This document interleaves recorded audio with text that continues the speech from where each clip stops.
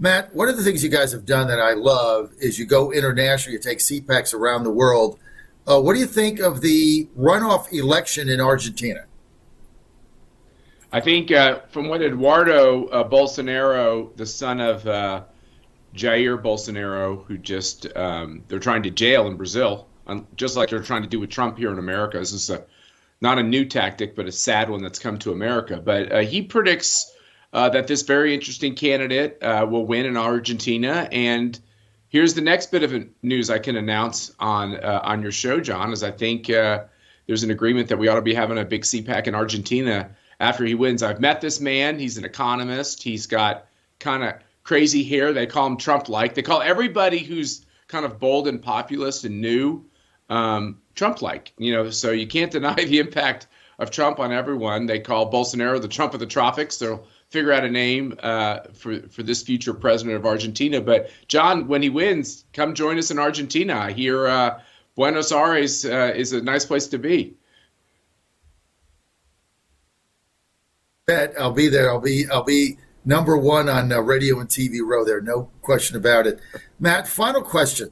You took over CPAC. It's gone through a lot of changes. Yeah. What do you want your legacy to be at CPAC, Matt? Oh, this is so unfair. Like, I'm already struggling with my age, and now I got to start thinking about epitaph and things like that. Do you know what? I guess what I'd like people to say about me from my tenure, and it's been a tumultuous chairmanship. I mean, coming in right with the rise of Trump and the Never Trump movement and all the rest. I think the one thing I'd like to make sure people knew is that I didn't marry CPAC too closely to the Republican Party, but I was smart enough to realize that the Republican Party is a very, very key strategic ally in our desire to save and take back America. The second thing I think I tried to teach people is that it's not the job of DC elites to tell the people what they should think.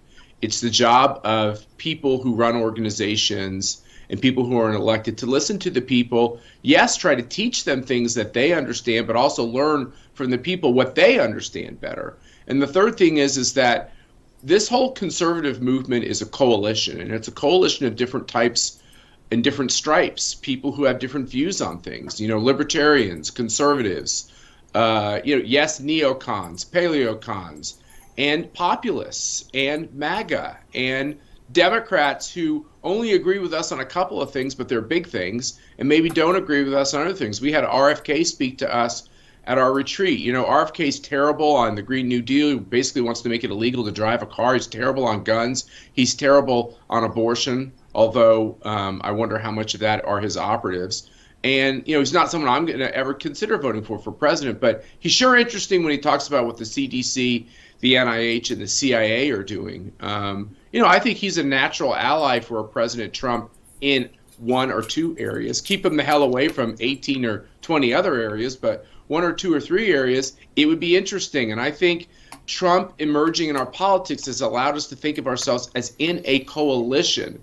And that coalition can really sweep throughout this land in 2024 if we simply understand that we want to bring people aboard. The conservative movement has been about saying you're almost good enough, but you're not quite good enough, so we won't include you. I say stop doing that.